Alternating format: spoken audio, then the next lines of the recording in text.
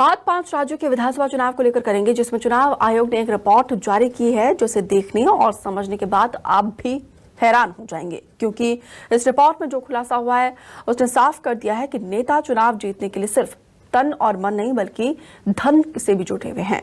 आज के इस शो में हम खुलासा करेंगे कि नेताओं की उस कैश नीति की जिसने 5 राज्यों में चुनावी माहौल को गर्म कर दिया है। आखिर क्या है चुनाव में नेताओं की कैश नीति और कैसे कुर्सी पाने के लिए खेल के काले धन का इस्तेमाल करते हैं, देखिए इस रिपोर्ट के जरिए।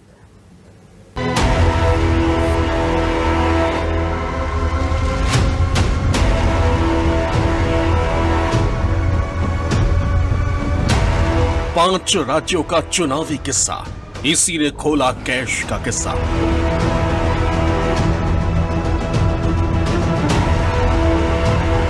टूटा पिछले चुनावों का रिकॉर्ड, राज्यों से 1760 करोड़ रिकॉर्ड।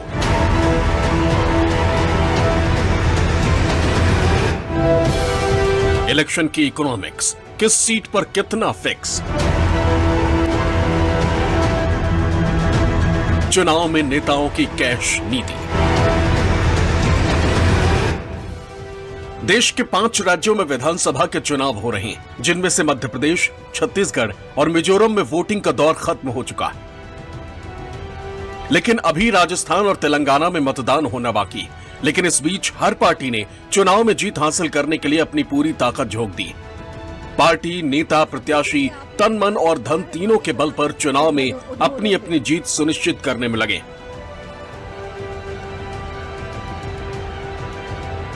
हर पार्टी के अपने अलग अलग वादे हैं। कोई विकास की बातें कर रहा है तो कोई रेवड़ियां बांट रहा है, कोई कर्ज माफी की बात कह रहा है तो कोई आधी आबादी को लुभाने में जुटा है। लेकिन इस बीच चुनाव आयोग की जो रिपोर्ट सामने आई है उसमें जिस तरह से खुलासे हुए हैं उसे सुनकर आप भी हैरत में रह जाएंगे। भारत में चुनाव के दौरान पैसे का इस्तेमाल तमाम सख्ती और कानूनों के बाद भी कम होता नहीं दिख रहा। देश के 5 राज्यों में फिलहाल विधानसभा के चुनाव हो रहे हैं। ऐसे में चुनाव आयोग ने एक रिपोर्ट पेश की है, जिसमें बताया गया है कि 5 राज्यों के विधानसभा चुनाव से पहले अब तक 1760 करोड़ रुपए से अधिक की जब्ती की गई। ये रकम पिछली बार की गई जब्ती से 7 गुना ज्यादा है। इन राज्यों में पिछली बार 2018 में विधानसभा चुनाव हुए थे, जहां 239.15 करोड़ रुपए जब्त किए गए थे। चुनाव आयोग के सख्ती और लगातार कार्रवाई के बाद भी चुनावों में पैसे का खेल खत्म होता नहीं दिख रहा है। सभी राज्यों के चुनावी नतीजे 3 दिसंबर को घोषित किए जाएंगे, लेकिन ये रिपोर्ट साफ साफ दर्शा रही है कि नेता चुनाव जीतने के लिए किस तरह धन बल का प्रयोग कर रहे हैं। छत्तीसगढ़, राजस्थान, तेलंगाना, मध्य प्रदेश और मिजोरम में स्वतंत्र और निष्पक्ष मतदान कराए जाने के लिए अवैध रूप से पैसों के लेन देन के खिलाफ चुनाव आयोग ने सख्त रुख अपनाया है। हालांकि आपको बता दें, इसके बावजूद पानी की तरह पैसों को बहाया जा रहा है। इसके चलते इन राज्यों में चुनाव की तिथियों के ऐलान के बाद से अब तक 1760 करोड़ रुपए जब्त किए गए हैं। तो चलिए एक एक कर आपको 5 राज्यों का लेखा जोखा दिखाते हैं और समझाते हैं। सबसे पहले बात राजस्थान की करते हैं। 25 नवंबर को वोट डाले जाएंगे राजस्थान में 93.17 करोड़ रुपए नगद राशि जब्त की गई है। इसके अलावा 51.29 करोड़ रुपए के शराब, 91.71 करोड़ रुपए के ड्रग्स, 73.36 करोड़ की कीमती मेटल्स और 341.24 करोड़ रुपए के मुफ्त में बांटे गए सामान पकड़े गए हैं। यानी राजस्थान में कुल 650.7 करोड़ रुपए जब्त किए गए हैं। वहीं बात अगर हम मध्य प्रदेश की करें तो मध्य प्रदेश में 33.72 करोड़ रुपए नकदी बरामद हुई, 69.85 करोड़ रुपए की शराब जब्त की गई, 15.53 करोड़ रुपए की ड्रग्स, 84.1 करोड़ रुपए की कीमती मेटल्स और 120.53 करोड़ रुपए के मुफ्त सामान मिले। मध्य प्रदेश में कुल मिलाकर के यह आंकड़ा 323.70 करोड़ रुपए तक पहुंच गया। चुनाव आयोग ने छत्तीसगढ़ में 20.77 करोड़ रुपए नगद जब्त किए। छत्तीसगढ़ का आंकड़ा भी देखते जाइए। इसके अलावा 2.16 करोड़ रुपए की शराब, 4.55 करोड़ रुपए की ड्रग्स, 22.76 करोड़ रुपए की कीमती मेटल्स यहां भी बरामद किए, 26.68 करोड़ रुपए के मुफ्त में बांटे गए सामान भी पकड़ा गया है। कुल मिलाकर के यहां पर आंकड़ा पहुंच जाता है 76.90 करोड़ रुपए। तेलंगाना की अब बात। तेलंगाना में जब्त हुए 225.23 करोड़ रुपए नकदी, 86.82 करोड़ रुपए की शराब, 103.74 करोड़ रुपए के ड्रग्स, 191.02 करोड़ रुपए की कीमती धातु, 55.41 करोड़ रुपए के मुफ्त सामान पकड़े गए। यानी यहां से कुल मिलाकर के 659.20 करोड़ रुपए जब्त हुए। अब आइए मिजोरम की भी बात कर लेते हैं। नकदी यहां पर कुछ नहीं मिला। 4.67 करोड़ रुपए की शराब यहां पर पकड़ी गई, 29.82 करोड़ रुपए की ड्रग्स जब्त की गई, कीमती धातु नहीं मिला, 15.16 करोड़ रुपए का मुफ्त सामान मिला। कुल मिलाकर के यहां का आंकड़ा 49.60 करोड़ रुपए जब्त किए गए। जिस अमाउंट को पकड़ा जाना चाहिए, यदि कहीं 25-50 लाख रुपए लग रहे हैं, 1 करोड़ रुपए पकड़ा गया है, तो फिर वो ये भी सामने नहीं आ पाता है कि ये किस कैंडिडेट की ओर से हो रहा था। ये केवल एक पैसा जब्त कर लिया और एक सामान्य जब्ती की तरह उसको छोड़ दिया। क्योंकि ये कार्रवाई चुनाव के दौरान हुई होती है तो उसको चुनाव आयोग की सख्ती से जोड़कर देख लिया जाता है कि ये चेकिंग कर रहा है। लेकिन कई मौकों पर ये देखा गया, ये पता ही नहीं लगता कि चुनाव में आप काले धन का दुरुपयोग रोकना चाहते हैं ना, तो दुरुपयोग रोकने के लिए उन लोगों का भी तो सामने आना चाहिए कि जो इसके पैसे का दुरुपयोग कर रहे थे। 5 राज्यों में हो रहे विधानसभा चुनाव को 2024 लोकसभा का सेमीफाइनल भी माना जा रहा है। ऐसे में सभी पार्टियां जीत के लिए साम दाम दंड भेद लगा रही हैं। भारत के हर राज्य में विधानसभा है, जिसकी देखभाल का जिम्मा विधानसभा सदस्य यानी एमएलए पर होता है। ये विधायक जनता के द्वारा चुने जाते हैं। पहले विधायकी के उम्मीदवार चुनाव प्रचार करते हैं और फिर मतदाता अपने पसंदीदा उम्मीदवार को वोट देकर जिताते हैं। अब चुनाव जीतना भी कोई आसान काम है नहीं। चुनाव जीतने के लिए उम्मीदवार अपनी एड़ी चोटी का जोर लगाते हैं और इसमें पैसा भी बहुत खर्च होता है।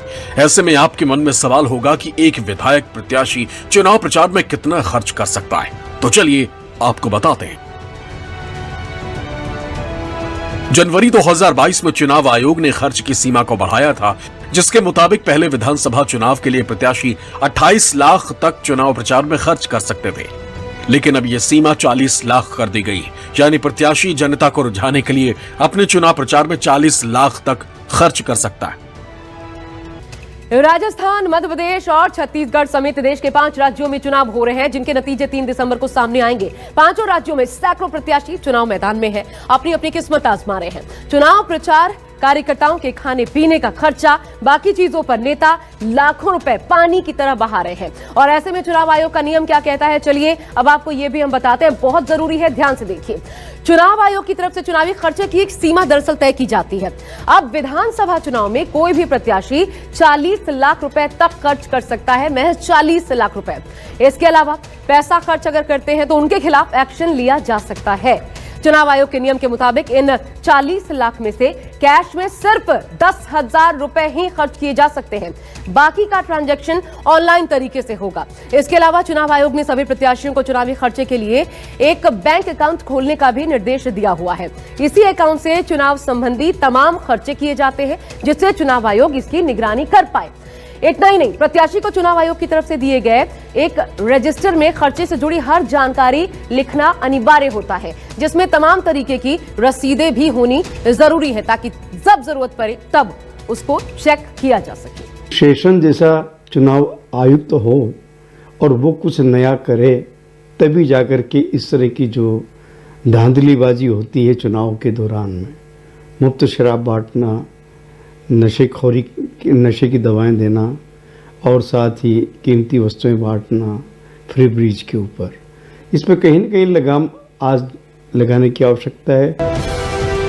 राजनीतिक पार्टियों की कमाई का सबसे बड़ा सोर्स चुनावी बॉन्ड होता है। ये बैंकों से मिलता है। इसे ऐसे समझिए कि किसी व्यक्ति ने SBI से चुनावी बॉन्ड खरीदा और उसे किसी पार्टी को दे दिया।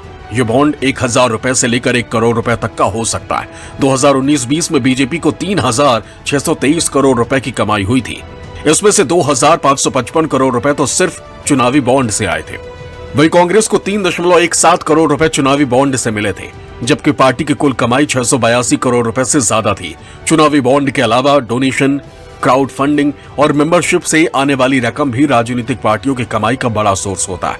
इसके अलावा कॉर्पोरेट डोनेशन से भी पार्टियों की कमाई होती है। इसमें बड़े कारोबारी पार्टियों को डोनेशन देते हैं।